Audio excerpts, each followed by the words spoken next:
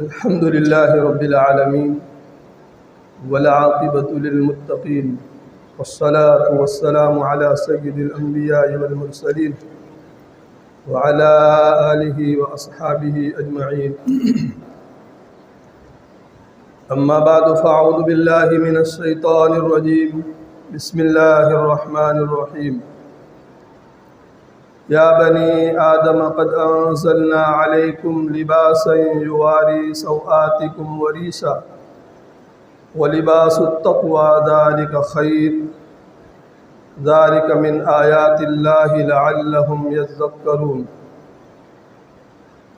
يا بني آدم لا يفتننكم الشيطان كما أخرج أبويكم من الجنة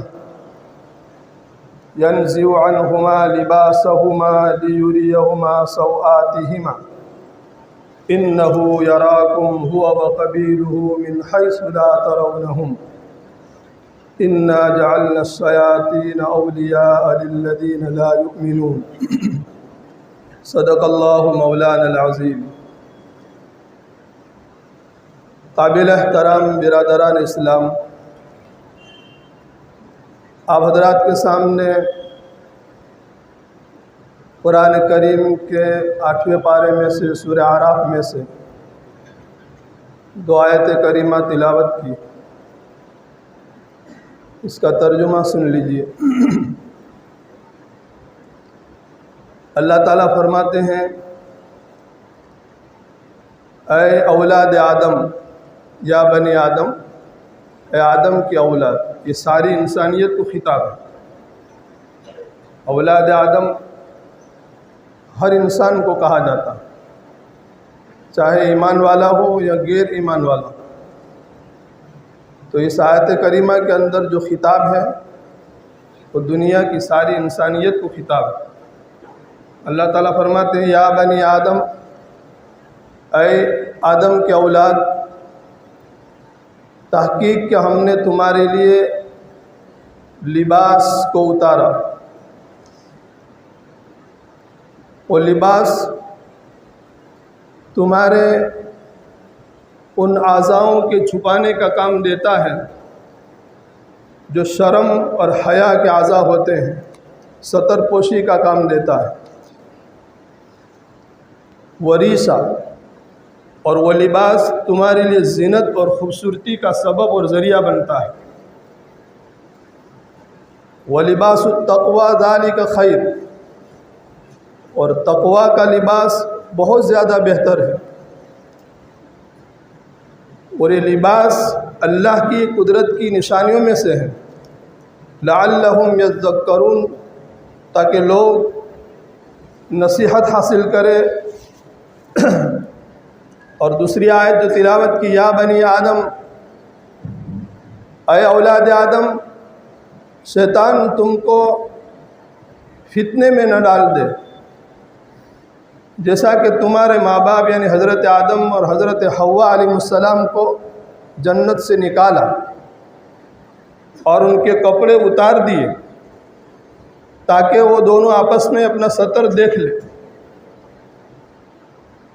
اور وہ شیطان کا لشکر تمہیں ایسی جگہ سے دیکھتا ہے جہاں سے تم ان کو دیکھ نہیں رہے ہو. انا جعلنا الشیاطین اولیاء للذین لا یؤمنون، یقیناً ہم نے شیاطین کو دوست بنایا ہے ان لوگوں کے لیے جو ایمان نہیں رکھتے ہیں. شیاطین دوست ہیں ان لوگوں کے جو مومن نہیں ہیں. یہ تو آیت کریمہ کا ترجمہ ہوا. ان آیات کے شان نزول کے سلسلے میں یہ آیت کس وقت نازل ہوئی، مفسرین نے لکھا ہے کہ زمانہ جاہلیت کے اندر لوگ کعبۃ اللہ کا طواف جو کرتے تھے وہ ننگے ہو کر کے کرتے تھے، کپڑے نکال کر کے. اور وہ اپنے خیال کے مطابق یوں سمجھتے تھے، ان کا عقیدہ یہ تھا کہ جن کپڑوں میں ہم اللہ کی نافرمانی کرتے ہیں، گناہ کرتے ہیں، ان کپڑوں کے ساتھ کعبۃ اللہ کا طواف کرنا وہ اچھا نہیں سمجھتے تھے. اور ننگے ہو کر کے کعبۃ اللہ کا طواف کرنا وہ قابل عزت چیز سمجھتے تھے۔ اس موقع پر یہ آیت نازل ہوئی، اللہ نے فرمایا کہ انسانوں، ہم نے تمہارے لیے لباس نازل کیا ہے جو تمہارے لیے پردہ پوشی کا کام دیتا ہے اور زینت کا کام دیتا ہے۔ تفسیر ابن کثیر کے اندر لکھا ہے کہ اس آیت کے اندر اللہ پاک نے اپنے ایک بہت بڑے احسان کو بتلایا ہے۔ لباس کا عطا کرنا یہ اللہ کی طرف سے بہت بڑا عطیہ ہے، اور لباس کا جو مقصد ہے، لباس کے جو اغراض ہیں، اللہ نے قرآن میں سب سے پہلا جو مقصد بیان کیا وہ یہ کیا، یواری سوآتکم وریشا، کہ لباس تمہارا ستر چھپاتا ہے۔ یہ لباس ایک فطری چیز اور قدرتی چیز ہے کہ ہر ایک کی ضرورت کی چیز ہے، اور عموماً ہر انسان ننگا ہونا ناپسند کرتا ہے اور اپنے ستر کو کھلا رکھنا یہ معیوب سمجھتا ہے۔ اس لیے اللہ پاک نے اس آیت کے اندر صرف ایمان والوں کو خطاب نہیں کیا ہے بلکہ ساری انسانیت کو خطاب کیا، یا بنی آدم کہہ کر کے کہا کہ صرف مسلمانوں کی ضرورت نہیں ہے، ہر انسان کی ضرورت ہے لباس۔ تو سب سے پہلا جو مقصد بیان کیا وہ یہ کیا کہ تمہاری ستر پوشی ہوتی ہے۔ آدمی کا ستر کیا ہے؟ مرد کا ستر جو ہے ناف کے اوپر سے لے کر، ناف جس کو ہم ڈوٹی بولتے ہیں، یہ ناف ستر میں داخل ہے، اور ستر اس کو کہتے ہیں جس کا چھپانا ہر حال کے اندر فرض ہوتا ہے، چاہے نماز کی حالت میں ہو یا عام حالتوں کے اندر ہو، جس کا چھپانا فرض ہو اس کو ستر کہا جاتا ہے۔ تو مرد کا ستر ناف کے اوپر سے لے کر کے گھٹنوں کے نیچے تک ہے، گوٹھن جس کو ہم بولتے ہیں، گھٹنا، یہ گھٹنا بھی ستر کے اندر داخل ہے۔ تو ناف کے اوپر سے لے کر کے گھٹنوں کے نیچے تک کا جو حصہ ہے وہ مرد کا ستر ہے، ہر حال کے اندر اس کو ڈھانکنا اور چھپانا یہ فرض ہے۔ یہ تو فرض ہوا، چاہے نماز کی حالت میں ہو یا عام حالت کے اندر ہو۔ اور عورت کا ستر چہرہ کو چھوڑ کر، چہرہ یہ دونوں ہاتھ کے پنجے اور دونوں پیر کے پنجے، ان تین چیزوں کو چھوڑ کر پورا کے پورا بدن عورت کا یہ ستر ہے۔ پردہ الگ چیز ہے، ستر الگ چیز ہے۔ چہرہ پردے میں داخل ہے، ستر میں داخل نہیں ہے۔ یہ پردے کے وقت عورت اپنا چہرہ بھی چھپائے گی، لیکن چہرے کو چھوڑ کر، دونوں ہاتھوں کو چھوڑ کر، دونوں قدموں کو چھوڑ کر پورا کے پورا بدن کا چھپانا اور ڈھانکنا، چاہے غیر محرم کے سامنے ہو یا محرم کے سامنے ہو، ہر حال کے اندر، ہر وقت، نماز کی حالت میں ہو یا عام حالت کے اندر ہو، عورت کے لیے ان کا چھپانا یہ فرض ہے۔ اس کی عورت کا ستر ہوا اور یہ مرد کا ستر ہوا۔ تو لباس کا بنیادی مقصد اللہ پاک نے جو قرآن میں بیان کیا، یواری سوآتکم وریشا، سب سے پہلا بنیادی مقصد کہ لباس اس کو کہا جاتا ہے کہ جس کے ذریعے سے انسان کا ستر چھپ جائے۔ کیا ہو جائے؟ ستر چھپ جائے، اس کو لباس کہا جاتا ہے۔ اگر لباس پہننے کے باوجود بھی انسان کا ستر نہیں چھپتا ہے تو پھر شریعت کی نظر کے اندر وہ لباس نہیں ہے۔ ایسا لباس پہننا مرد کے لیے بھی اور عورت کے لیے بھی، جس لباس کے اندر اس کا ستر نہ چھپے، یہ ناجائز اور حرام ہو جاتا ہے۔ اب وہ کیسے؟ انسان نے لباس تو پہنا ہے، لیکن اتنا باریک اور اتنا پتلا لباس پہنا ہے کہ جس کے اندر سے اس کے اعضاء جھلک رہے ہیں، نظر آ رہے ہیں، تو وہ کپڑا پہننے کے باوجود بھی ننگا ہونے کے حکم میں ہے۔ یہ لباس شریعت کی نظر میں وہ لباس نہیں کہا جائے گا، اس لیے کہ اس کا ستر نظر آ رہا ہے۔ یہ قسم تو یہ کہ اتنا پتلا لباس پہنے، اتنا پتلا لباس پہنے کہ لباس پہننے کے باوجود بھی اندر کے اعضاء جھلک رہے ہوں، نظر آ رہے ہوں، ایک قسم ہے۔ دوسری چیز، کپڑا تو پہنا ہے لیکن اتنا چست پہنا ہے، اتنا ٹائٹ پہنا ہے کہ کپڑا پہننے کے باوجود اندر کے اعضاء کی بناوٹ، اس کا ابھار، اس کا نشو و فراز یہ نظر آ رہا ہے. تو یہ بھی لباس نہیں ہے شریعت کی نظر کے اندر. لباس پہننے کے باوجود بھی وہ ننگا ہونے کے حکم میں ہے. اتنا ٹائٹ اور اتنا چست کہ کون سا اعضاء کتنا موٹا ہے، کون سا اعضاء کتنا کس حیت کا ہے، وہ کپڑا پہننے کے باوجود بھی نظر آ رہا ہے. اور تیسرا وہ کپڑا کہ کپڑا تو پہنا ہے، چست بھی نہیں ہے، باریک بھی نہیں ہے، لیکن ادھورا ہے، کہیں کھلا ہے، کہیں ڈھکا ہوا ہے، کہیں سے نظر آ رہا ہے سطر، کہیں سے نظر نہیں آ رہا ہے. تو وہ بھی کپڑا پہننے کے باوجود بھی وہ شریعت کی نظر کے اندر وہ کپڑا نہیں ہے، وہ ننگا ہونے کی صورت کے اندر اس کو کہا جائے. ایسا کپڑا پہن کر کے آدمی نماز پڑھتا ہے کہ جس کے اندر سطر اس کا کھل جاتا ہے. مفتیان کرام سے پوچھو، اگر 3 مرتبہ سبحان اللہ کہنے کی مقدار اگر وہ سطر کھلا رہ گیا اس کی نماز نہیں ہوگی.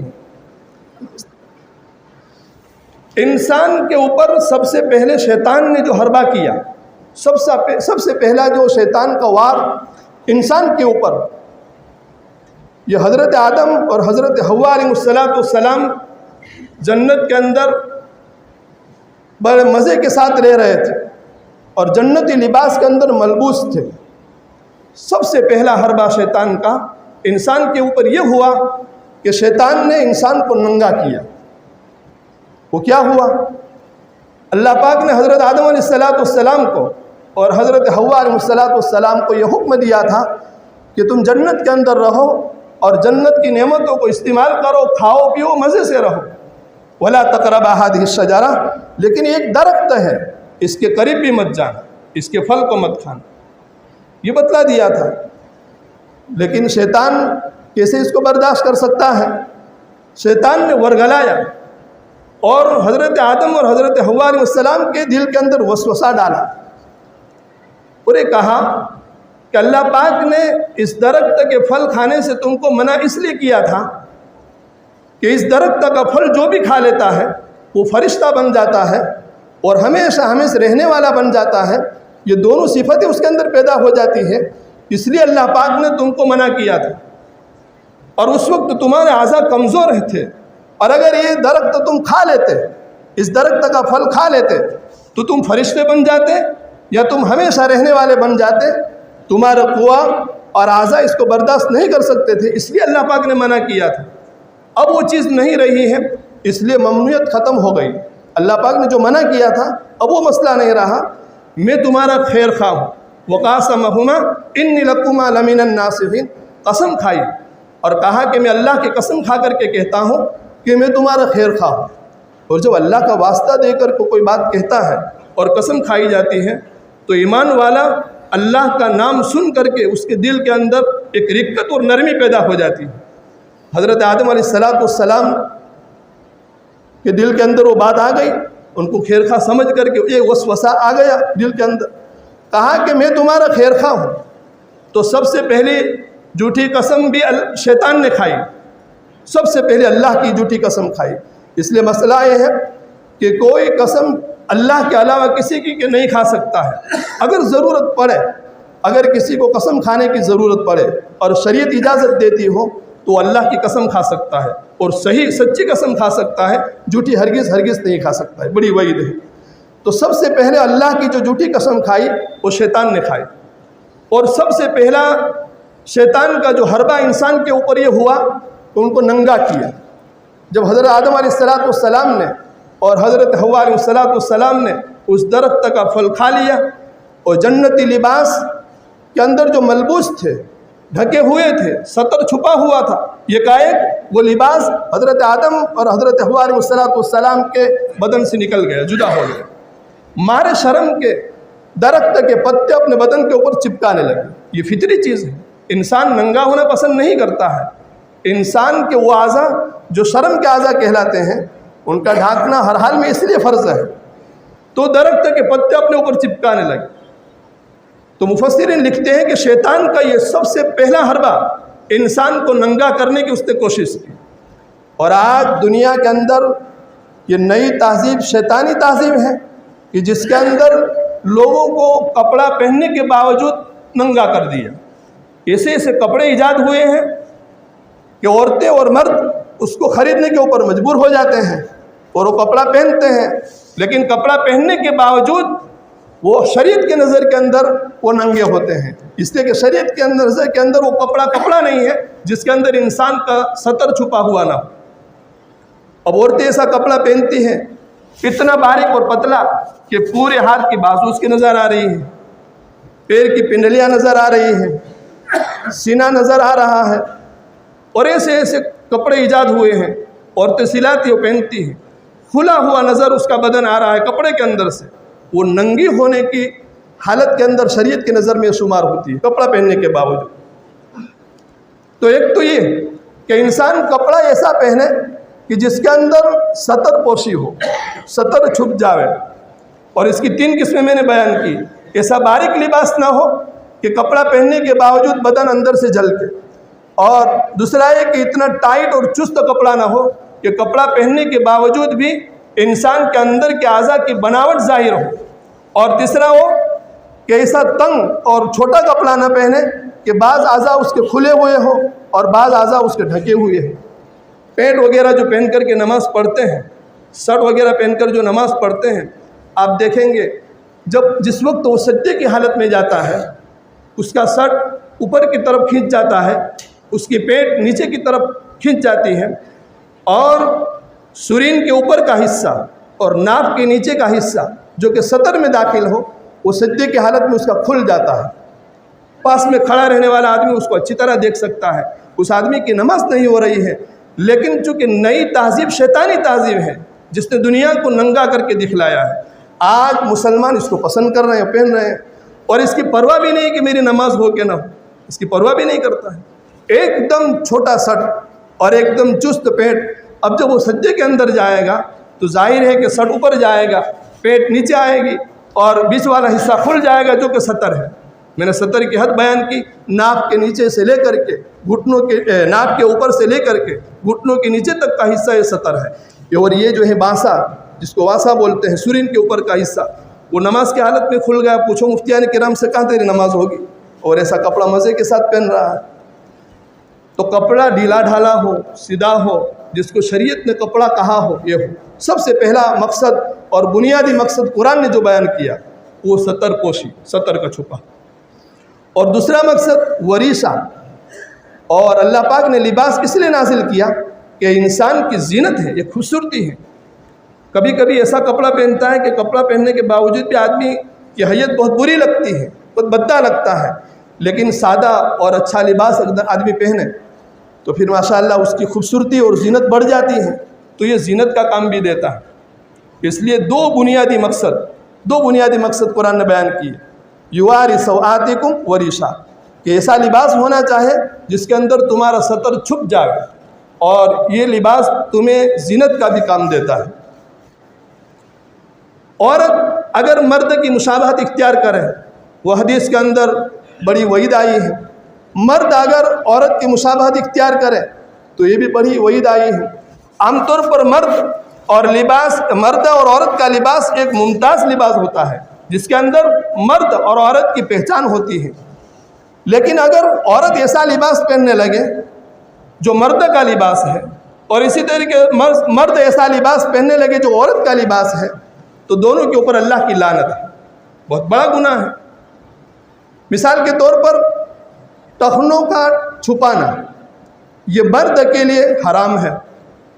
یہ ٹخنا جو ہوتا ہے ہر حال کے اندر اس کا کھلا رکھنا یہ ضروری ہے، صرف نماز کی حالت میں نہیں، عام حالت کے اندر انسان چاہے لنگی پہنے، چاہے پائجامہ پہنے، کچھ بھی پہنے، اس کا ٹخنا جو ہے یہ کھلا رہنا یہ ضروری ہے، اور اس کو چھپانا یہ حرام درجے کا گناہ ہے، یہ معمولی چیز نہیں ہے، حرام درجے کا گناہ ہے۔ بعض لوگ اس کو قصداً پہنتے ہیں، ارادتاً پہنتے ہیں، جان بوجھ کر پہنتے ہیں، اس کے لیے تو حرام ہے ہی ہے، لیکن بعض لوگ ارادہ نہیں کرتے ہیں، نیت نہیں کرتے ہیں، لیکن غفلت ہوتی ہے، کپڑا نیچے چلا جاتا ہے، ٹخنا چھپ جاتا ہے، لیکن اس کی پرواہ نہیں کرتا ہے، وہ بھی اس وعید کے اندر داخل ہو جائے گا۔ مسلمان کو اتنا تو چوکنا رہنا چاہیے کہ شریعت کی نظر میں میرا یہ لباس کیسا ہے، میں جو لباس پہن کر کے گھوم رہا ہوں شریعت مجھے اس کا اجازت دیتی ہے کہ نہیں دیتی ہے؟ اب اتنی غفلت ہے، اتنی لاپرواہی ہے کہ پائجامہ ٹخنوں کے نیچے چلا گیا، اس کو پرواہ بھی نہیں ہے۔ ہاں البتہ کوئی آدمی بہت موٹا ہے، اس کا پیٹ بہت موٹا ہو گیا ہے، بیچارہ بہت کوشش کرتا ہے، لنگی پائجامہ وغیرہ بہت اوپر رکھنے کی کوشش کرتا ہے، لیکن مجبوراً وہ کھسک کر کے اگر نیچے چلا جاتا ہے تو اس کو مجبور اور معذور سمجھا جائے گا، اس کے لیے گنجائش نکل آئے گی۔ باقی شریعت میں کسی کے لیے گنجائش نہیں ہے۔ مردوں کے لیے جو ہے ٹخنوں کا کھلا رکھنا یہ ہر حال کے اندر یہ فرض ہے۔ بعض لوگ کیا کرتے ہیں، مسجد میں آئے تو پانچے کو اوپر کر لیا، اور جب نماز سے فارغ ہوئے تو مسجد سے نکلتے ہوئے پہلا کام وہ یہ کرتے ہیں کہ پائجامہ نیچا کرتے ہیں، تو وہ یہ سمجھتے ہیں کہ نماز کی حالت میں اگر میں یہ رکھوں گا تو میری نماز نہیں ہوگی، باقی عام حالت کے اندر مجھے اجازت ہے۔ ہرگز نہیں۔ جس طریقے سے آپ نے پائجامہ نماز کی حالت میں اوپر کیا، سمجھ کر یہ کیا کہ یہ گناہ ہے، اس حالت میں نماز نہیں پڑھنی چاہیے، بہت اچھی چیز ہے، ایسے ہی عام حالت کے اندر آپ کے لیے ضروری ہے کہ آپ کا پائجامہ ٹخنوں کے اوپر ہونا چاہیے۔ اور بیچارے بعض امام بھی ایسے ہوتے ہیں کہ وہ اعلان کرتے ہیں کہ بھائی اپنا پائجامہ ٹخنوں کے اوپر کر لیں۔ اس امام کو تو یہ کہنا چاہیے تھا کہ بھائی پائجامہ ٹخنوں کے اوپر کرنا صرف نماز کے لیے نہیں ہے، عام حالت کے اندر ہے، ہمیشہ کے لیے ہے۔ پائجامہ صرف نماز، بیچارہ امام ایسا اعلان کرتا ہے کہ مقتدی سمجھتے ہیں جیسے کہ وہ موبائل بند کرنے کا سلسلہ ہوتا ہے کہ بھائی موبائل کو بند کر دیجئے، ٹھیک وہ مسجد کے لیے صحیح ہے، تو اس سے پائجامہ کا مسئلہ نہیں ہے۔ امام کو تو وضاحت کرنی چاہیے کہ بھائی مسئلہ یہ ہے کہ مرد کے لیے ٹخنوں کا چھپانا یہ حرام ہے، آپ نماز کی حالت میں بھی اس کو کھلا رکھیے، نماز کے باہر کی حالت کے اندر بھی کھلا رکھیے۔ بہت بڑی وعید ہے، بہت بڑی وعید ہے۔ عورتوں کے لیے حکم ہے کہ اپنے ٹخنوں کو چھپائے۔ اب الٹا ہو رہا ہے، مرد اپنے ٹخنوں کو چھپا رہا ہے، عورتیں اپنے ٹخنوں کو کھلا رکھ رہی ہیں۔ یہ مرد مشابہت اختیار کرتا ہے عورت کی، اور عورت مشابہت اختیار کرتا ہے مرد کی، اور حدیث کے اندر ایسے مرد پر اللہ کی لعنت ہے جو عورت کی مشابہت اختیار کرے، اور ایسی عورت پر اللہ کی لعنت ہے جو مرد کی مشابہت اختیار کرے۔ یہ سب مسائل ہیں، ہم ایمان والے ہیں، ہم حضور صلی اللہ علیہ وسلم کے امتی ہیں، ایسے مسائل کو جاننا ہمارے لیے ضروری ہے۔ لباس ہمارا شرعی لباس نہ ہو، لباس پہننے کے باوجود ہم گنہگار ہو رہے ہوں، اللہ کی نظر کے اندر، اللہ کے رسول صلی اللہ علیہ وسلم کی نظر کے اندر ہم ننگے شمار ہوتے ہو، تو وہ لباس ہمارا کس کام؟ اچھے سے اچھا لباس پہننا شریعت منع نہیں کرتی ہے۔ آدمی اپنی حیثیت کے مطابق، اپنی گنجائش کے مطابق اللہ نے جتنا دیا ہے، متوسط درجے کا، معتدل درجے کا آدمی لباس اچھا سے اچھا سلاوے، جس کے اندر اس کی ستر پوشی ہو، جس کے اندر اس کو زینت بھی اختیار ہو، لیکن ہرگز ایسا لباس نہ پہنے جس کو شریعت نے لباس نہیں کہا۔